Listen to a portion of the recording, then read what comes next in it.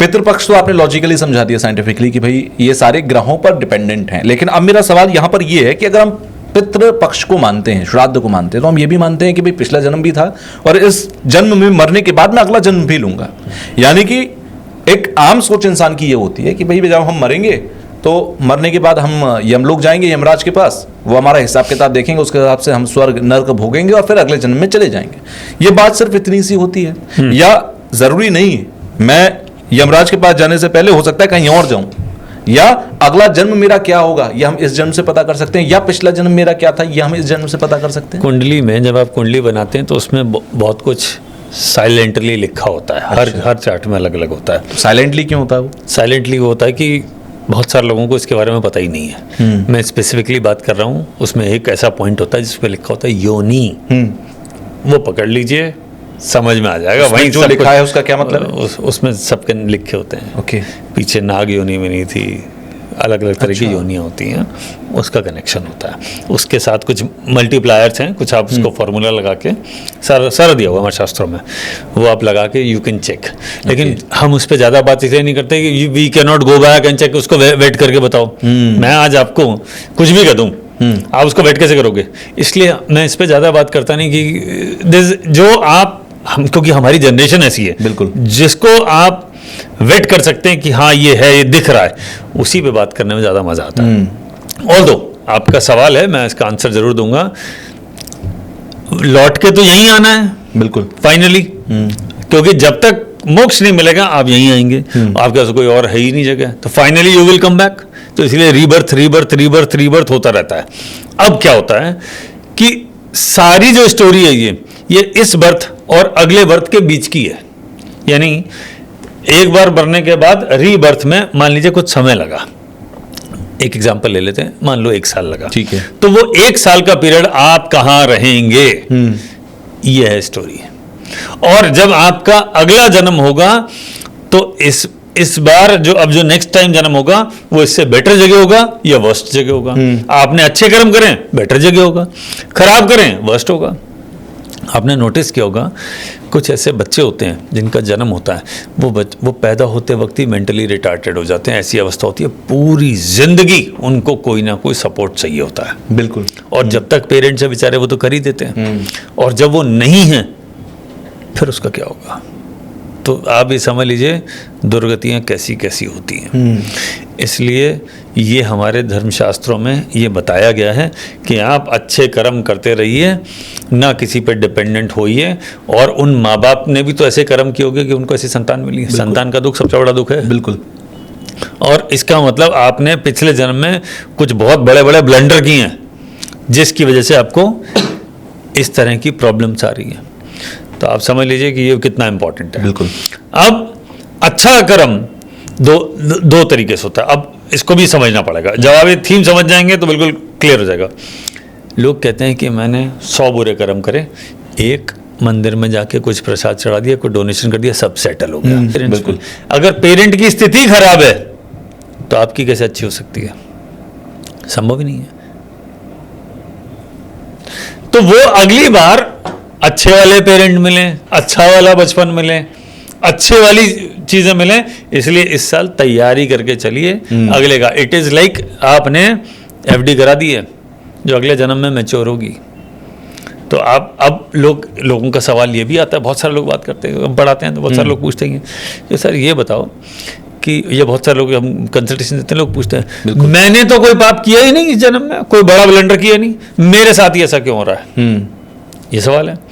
तो साहब सारी स्टोरी इस जन्म की नहीं है, पिछली भी चल के आ रही है। तो इसका मतलब इस बार जो करूंगा उसका आधा रिजल्ट अगले मिलेगा? यस। आप जितना भी कर्म करते हैं उसका 50% इस जन्म में मिलता है, 50% कुंडली के 9वें घर में जिसका मालिक बृहस्पति है, 9 नंबर राशि, उसमें जाके जमा हो जाता है। ठीक है, तो 9 नंबर राशि में जाके जमा हो गया। अब ये आपने एफडी करा दी, अब अच्छी है या बुरी है वो आपको तब पता पड़ेगा जब ये खुलेगी। बिल्कुल। तो इस साल इस जन्म में जितना भी आप काम कर रहे हैं, अच्छा कर रहे हैं बुरा कर रहे हैं, 9 नंबर राशि में स्टोर होता जा रहा है। तो 9 नंबर राशि क्या तय कर रही है? आपकी किस्मत। अब अगला जब जन्म हुआ तो ये जो 9 नंबर राशि में जो स्टोर होता गया, जी। ये सब स्टोर होके आपको मिलेगा 5 नंबर राशि में। तो इस जन्म में जो जहां कुंडली में 5 नंबर राशि है, ये पिछले जन्म के कर्म है। अगर 5 नंबर राशि पिटी है, समझ लेना पाप बहुत करके आए हो। ओके। और अगर 5 नंबर राशि बहुत बढ़िया है, फैंटास्टिक, क्योंकि 5 नंबर राशि का मालिक कौन? सूर्य। सूर्य मालिक है आत्मा का, सूर्य का रिप्रेजेंटेशन है फादर। तो आपकी आत्मा और आपके फादर दोनों का मालिक सूर्य। सूर्य की राशि 5 नंबर राशि। तो आपका जन्म कहां होगा भाई? आत्मा ने किसी बॉडी में प्रवेश किया होगा मदर की, तभी तो जन्म हुआ। वो उसने जो उसका जो सिलेक्शन प्रोसेस है कि मैं किस शरीर में जाऊं, वो सिलेक्शन प्रोसेस 5 नंबर राशि सबसे इंपॉर्टेंट है। इसलिए सूर्य 1 नंबर राशि में एग्जॉल्टेड होता है, उच्च का, मंगल की राशि, और 5 नंबर राशि का ओनर होता है। तो 1 और 5, 1 means start and 5 means Surya. Surya means आत्मा। तो मेरी आत्मा या जो भी आत्मा इंसान की बॉडी में या किसी का भी जन्म हो रहा है, जानवर का भी हो रहा है, आत्मा तो आएगी ना। बिल्कुल। वो आत्मा किस बॉडी में प्रवेश करेगी? 2 पैर वाले की करेगी, 4 पैर वाले की करेगी, रेप्टाइल की करेगी, मछली की करेगी, किस में जाएगी? किस में जाएगी? कछुए में जाएगी, कहां जाएगी? वो आत्मा तय करेगी। उस वक्त आपका 5 नंबर राशि तय करेगा कि यहां से उठा के मैं देखूं कि मुझे जाना कहां है। तो ये पूरा सब साइंटिफिक है। यानी आपने जो 9 नंबर राशि में स्टोर किया, अगले जन्म में 5 के नाम पे वापस मिलेगा और मालिक होगा सूर्य। तो इसलिए बृहस्पति धर्म के मालिक हैं और वो गुरु हैं किसके? सूर्य के, देव गुरु। तो मतलब गुरु बताएंगे कि सूर्यदेव आपको ये यहां जाना है, आपकी बार ये जन्म लेना है, ये तुम्हारा नोटबुक पकड़ो भाई, खाता ये अच्छे बुरे एग्जीक्यूट करवा देना। अब सूर्य का अपना काम किससे करता है? बड़े शनि राहु केतु। सूर्य इज द बॉस, खुद तो काम करेगा नहीं। बिल्कुल, राजा है। राजा थोड़ी काम करते हैं, उनके तो वो जो लोग रखे हुए हैं शनि राहु केतु, शनि को पकड़ा दिया, बोले ये कर्मा का देवता शनि। सूर्य ने चिट्ठी पकड़ा दी, शनि देव इसके साथ ये करना है। अब शनि अपना काम किससे कराएगा? बोले राहु केतु, इसलिए राहु केतु कार्मिक देवी देवता बोला है। कार्मिक देवता है ना। What is Karma? कार्मिक। बिल्कुल। तो कार्मिक अच्छा बुरा कौन करेगा? राहु केतु। डायरेक्शन किसको मिलेगा? शनि को। इस जन्म की स्टोरी किसके पास है? सूर्य के पास। और इनको सूर्य को किसने कहा है? इनका सूर्य को जो गूगल मैप दिया है इस जन्म का, वो दिया है बृहस्पति ने। और बृहस्पति आपकी किस्मत है, बृहस्पति आपकी स्पिरिचुअलिटी है। सारा कर्म आपने जहां स्टोर किया 9 नंबर राशि है। इसलिए बृहस्पति को पहले ठीक करो कि सूर्य देव को ठीक डायरेक्शन मिलकर बोले यहां जाना है। सूर्य अच्छा होगा, वो शनि को कहेगा इसके साथ अच्छा कर, थोड़ा हाथ हल्का रखिए। ये है पूरी थीम। बिल्कुल, ये पूरा कॉन्सेप्ट है कि जो लिंकेज की हम बात करते हैं ना कि कौन सी चीज किससे लिंक है। अगर सूर्य को ही आत्मा या पिता कहा गया या राजा कहा गया तो क्यों कहा गया, या देवगुरु बृहस्पति को हम अच्छा कहते हैं तो क्यों कहते हैं। अच्छा, रीबर्थ पे मैं आ रहा था वापस से। तो रीबर्थ की जब हम बात करते हैं, अगला जन्म हमारा कहाँ जाएगा, या हम मरने के बाद कहाँ जाएंगे? यमलोक जाएंगे, हमने सुना है कि बैकुंठ भी एक होता है, स्वर्ग भी होता है, नर्क भी होता है। कौन कहाँ जाएगा मरने के बाद, ये कैसे डिसाइड हो सकता है, ये पता लग सकता है? मैं आपको कुछ इंडिकेशन दे देता हूँ। ओके। जैसे हमारा जन्म होता है तो हमारा date of birth, time of birth, place of birth से कुंडली बना देते हैं, और इस जन्म का गूगल मैप आपकी वो कुंडली है, आपको पूरा नेविगेशन है वो कि ऐसे चलेगा। इसी तरीके से मृत्यु का एक समय होता है, जिस समय डेथ हुई। मैं आपको सिर्फ, बहुत सारे फॉर्मूलाज हैं, एक फॉर्मूला समझा देता हूँ, सिर्फ एक। ठीक है। तिथि का फॉर्मूला, क्योंकि आज के टॉपिक से रिलेटेड है वो, तो तिथि की बात करते हैं। अगर आपका, अब तिथियां कितनी होती है? 15 होती है, इसलिए पक्ष। लेकिन उसमें से 15वीं तिथि या तो पूर्णिमा होगी या अमावस्या होगी, इसलिए श्राद्ध पक्ष 16 दिन का होता है, क्योंकि पूर्णिमा और अमावस्या दोनों को सेपरेट लिया है। क्योंकि पूर्णिमा is good, Amavasya is bad. तो 15वीं तिथि तो 15वीं है, एक जगह पूरा मून नहीं है। एक दिन एक तरफ मून है ही नहीं, और एक तरफ मून ही मून है, सिर्फ मून ही है। बिल्कुल।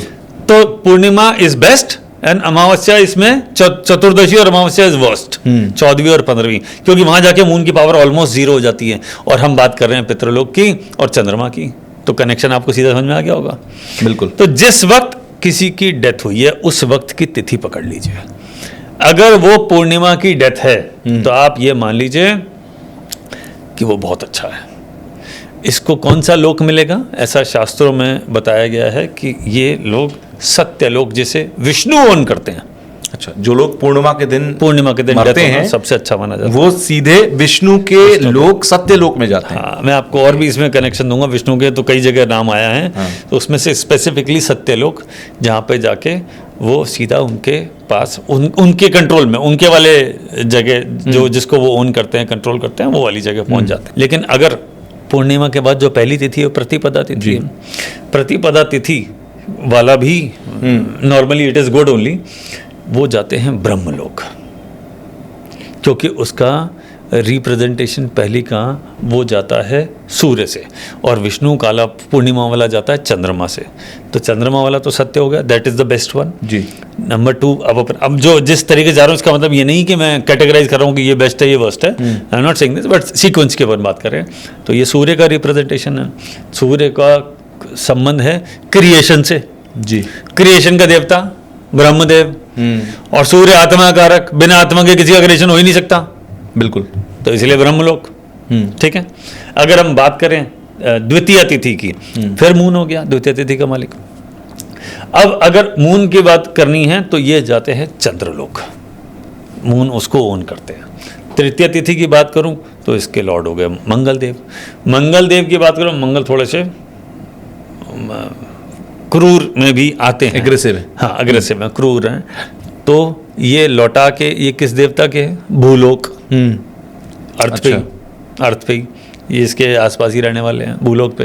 यानी भूलोक पे तो सभी आते हैं, लेकिन उसमें से भी मंगल वाले थोड़ा सा परेशानी के साथ थोड़े ज़्यादा रहते हैं। ओके। अगर जन्म डेथ हुई चतुर्थी, chaturthi is one of the worst tithi मैं बात करूँगा। हालांकि इनके चतुर्थी, नवमी, चतुर्दशी ये तिथियाँ अच्छी नहीं होती, इन्हें रिक्ता बोला है, यानी एम्प्टी। ओके। Empty hands.